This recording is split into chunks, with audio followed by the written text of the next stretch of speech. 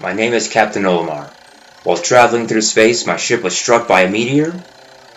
I must have blacked out, and I awoken on the surface of a weird planet with so many parts lost. The skeletal hull of my beloved dolphin is a painful sight. The engine is gone. I'm stranded. To make matters worse, my atmospheric sensors indicate this planet's environment contains high levels of poisonous oxygen. My life support systems can only function for 30 days. If I can't repair the dolphin by then... No, better not speak of... Better not to think about it. I must find the missing ship parts. Well, hey friends, I'm back with my terrible reading skills. I'm Banana Cider, and today we're going to be playing Pikmin. So, starting off here, we're Olimar, our beloved space captain, and we're going to be doing things.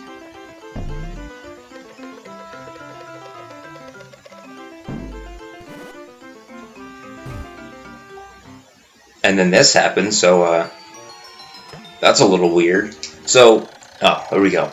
A strange thing has oh my goodness. A strange thing has appeared before me. I had barely begun my search when it reared up as if it was waiting for me.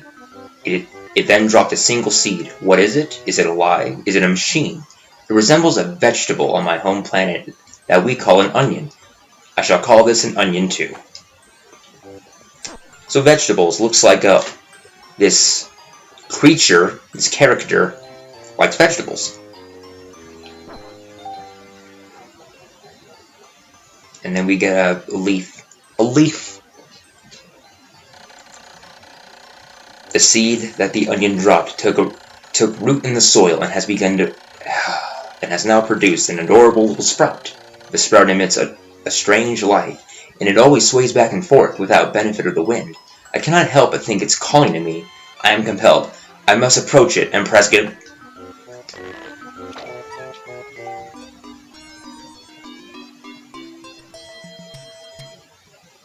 Here we call the red Pikmin. Extraordinary! When I plucked the sprout, it turned into a living creature, not a plant. Picking it has done no visible damage. It just stands there, staring at me. It's the shape of similar to a Pick brand carrots. I love so much. I believe I should call it a Pikmin. Carrots, another vegetable. Here I am stranded on a toxic planet, fighting to survive, and yet I'm intrigued. I must research this fascinating creature. I shall try to grab it with it and throw it in the direction I point. And I will call to it by my side with just... Perhaps it will react with just by pressing down on the... while pointing as well. The following controls appear to allow me to do several viewpoints. I must survive. I need to familiarize myself with these controls and my surroundings. Okay, so now the camera is actually zoomed, and what we're going to want to do is go ahead and throw this red Pikmin on that pellet. Okay, aiming is not the best.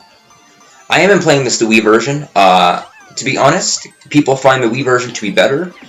Personally, I prefer the GameCube version, but I gave my GameCube version to my cousin way long time ago, so I don't have it. So I had to get the Wii version online, and at least I have the game.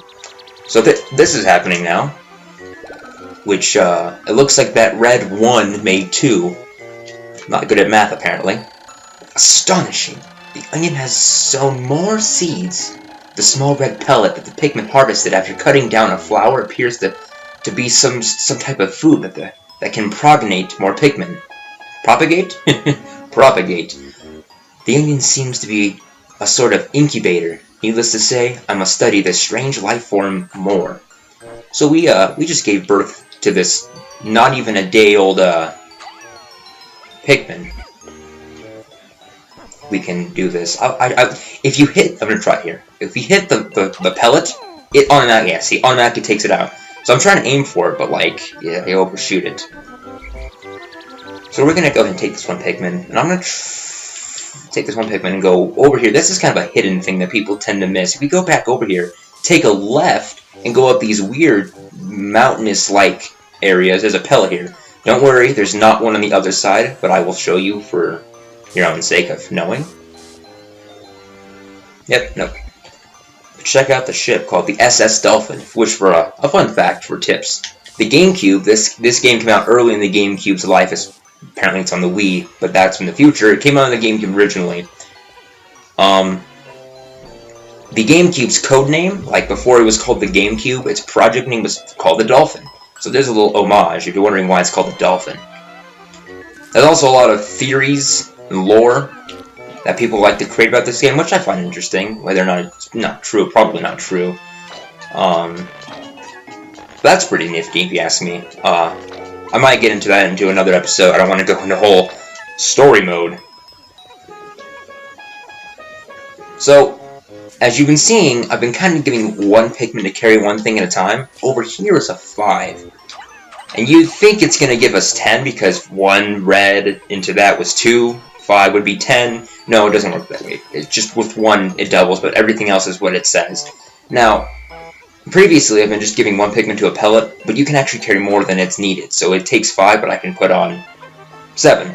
A maximum is typically double, so 5 would be 10, but that's not always true. So,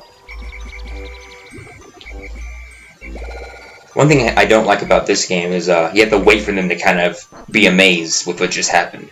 While I wait, though, I guess I can just... Because if you see the box, without even telling about this fraction here, yeah, we're going to do some math in this game. There's a 10 right there. Indicates something you need. So if I just grab this 1 here and throw it, then a cutscene happens. There will be a lot of these little miniature cutscenes going on that I will talk over. I tried in Luigi's Mansion, my previous one, to be very silent during the cutscenes, which I feel is appropriate. Some people disagreed with that, but that's just how I want to do it. So there'll be a lot of things, like little things like this. Yeah, we just talked about all the controls. Don't even worry about it. Gonna go ahead and grab the rest of these Pikmin. So one benefit of the Wii version, as opposed to the GameCube, because the GameCube is like, imagine the cursor is like fixed to be like right here at all times. Like this radius is as far as it can go. You see the spinning 4 dots inside of the circle? That's where I can throw Pikmin, but I can move the cursor further, so you'll notice when I go far enough away, the dots kind of detach. A Pikmin will land where the dots are, but my whistle will go as far as I can reach, which is very helpful. Another thing you can worry about is, let's say there's a wall right in front of me and I can't get any further, but I need to throw a Pikmin over here. You can do like a running throw, and it goes further. I mean, that's not a good example, but it works. Trust me. Alright, cool. 14 of 14. Let's talk about the bombs real quick. The number right here, this left number, is how many Pikmin are with you. So if I throw a couple away, I'm down to 10. The number in the middle here, it indicates how many Pikmin are on the field. So let's say this is a huge map, there's a couple Pikmin over here, and I'm like, okay, I got 10 with me, oh, there's 14. Ooh, where are the rest of them? I can, like, look for them, and there they are. And the number on the far right, which has 4 digits, tells you how many Pikmin are existing. So, if you go to the onion here, we can actually deposit Pikmin, I'm just going to do a couple for the sake of example, and they can go back into the onion. And you'll notice that the number here went to 11, meaning there's only 11 on the field, and I have 11 with me. But there's 14 in existence. So if I, have like 1,000 Pikmin, I know. Whistling them, well, I miss, but if you whistle them, they can jump off the thing and come to you faster. So let's progress. And a thing, colors.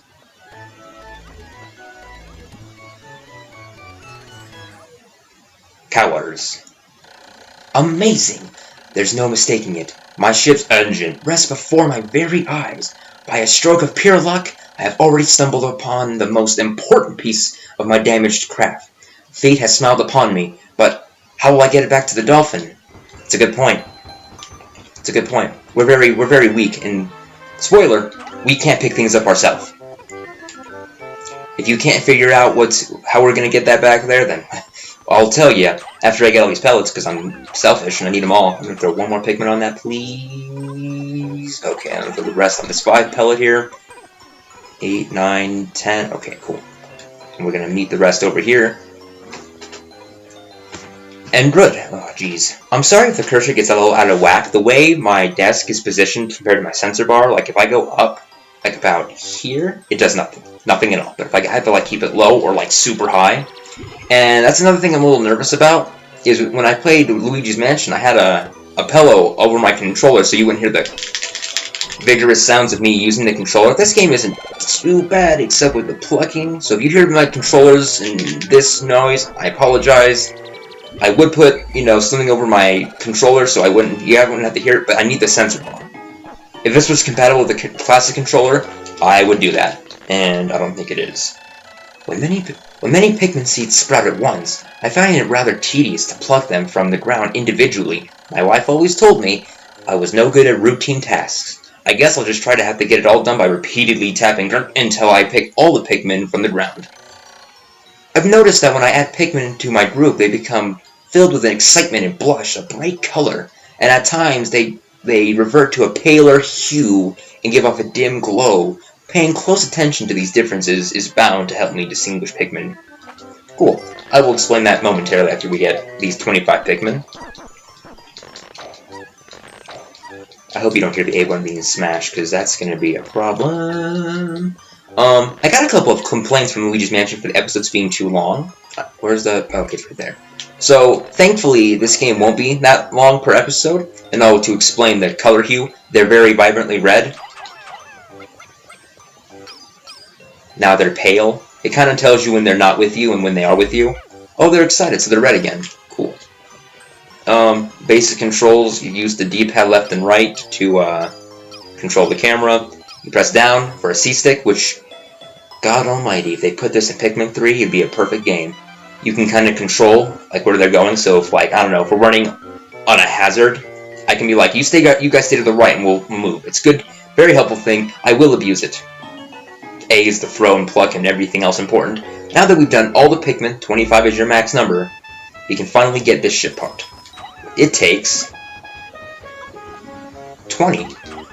Well, we have more than enough. So, I think you only need to get 20, but it's probably smarter to get 25. I'm going to put all of them on there, make sure they all, because sometimes they just, sometimes they just don't do it. Which is a problem with this game. I usually, I'm not a speedrunner by any means, but I typically speedrun this game, like, casually, not like professionally. Like, my personal record's like 13 days, I think. That's not nearly the record. I think the record's like 7-8 days, or something like that. That's crazy. But I'm not going to be doing that, because I would rather enjoy the game than speedrun it, personally. But, with that being said, I also like to do no-death runs. That's right, Pikmin can die. But this game has so many glitches that I promise we're going to see, which just kills Pikmin. It may cause me to have to soft reset several times. So,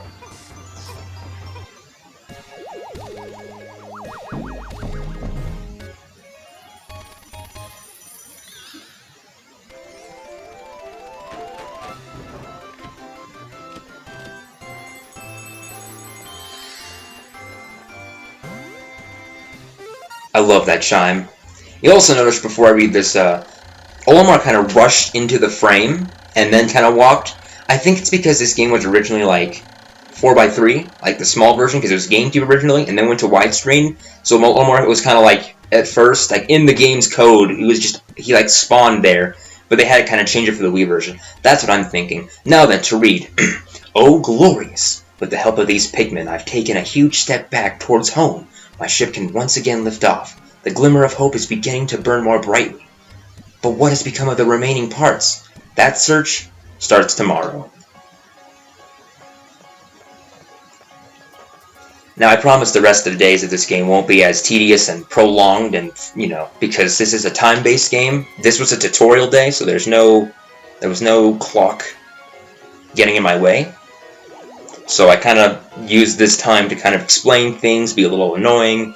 Tomorrow there will not be nearly as much explanation. It'll be really rushed and like, yeah, jeez, because I don't like this. I don't like to be standing still in this game. I should always be moving.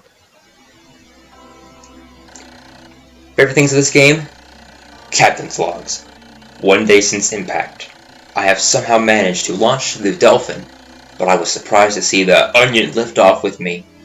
Perhaps the Pikmin cannot survive overnight on the planet's surface, or have they merely decided to join me for other reasons? Either way, it seems they will help me again tomorrow. The Dolphin's missing 29 parts. If I can't recover all of them, I may never return home to my family on planet Hakatate. Analyst shows life support systems will function for only 29 more days. How can I repair my dolphin in such a short time? A dense forest is visible on the surface below. It holds the key to my survival. I'll name it the Forest of Hope. I'll explore tomorrow. Here, the screen here shows our total for the day. The top, that red bar, shows the red Pikmin population increasing throughout the day. At first it was 1 Pikmin, and slowly increased by 1, 1, and 5, then 1, and then a bunch. You can see by the slow charts. Sprouted tells you how many today in total, so since it was the first day, it should all be the same. 25. Lost in battle and left behind. You can't get one on either of those today. At least I don't think you can. It's a tutorial day. I don't think they would let you. So you may think, by looking at the bottom screen, okay, 29 parts, 29 days, 1 part a day, fine. That's not necessarily the case. Some parts take 2 days. I mean, every part can take 1 day. But if you're not, like, really good at this game and you're new and you're just kind of putting in your head, like, okay, 1 a day, it won't work out for you, because there's some parts that just take 2 days, or like a preparation day to get many parts in another day. Don't worry, guys, this will be 100%. I will have all these parts. Don't even worry about it. I like to say in the beginning of the episode, but I forgot. So, now we save, and we move on to the next screen. Here is the map screen. This tells us which levels we can go to. Here we have the Forest of Hope, and over here we have the impact site. Looking at the bottom right corner, you'll see a flashing star and a grayed out star. This indicates how many parts are in this area. So we got the engine. That's our first part, so we got a star. The second part, there's another part in this place, but we actually can't work with it yet. We can't get it. So if you go back here, you're wasting time. So instead, we're going to go over here to the Forest of Hope, where there are 8 ship parts in this area. So yeah, we're going to try to get them all tomorrow. Or not. Not all of them. We're going to try to get a bunch, but not all of them. Alright guys, I'm Banana Cider, and I will see you next time.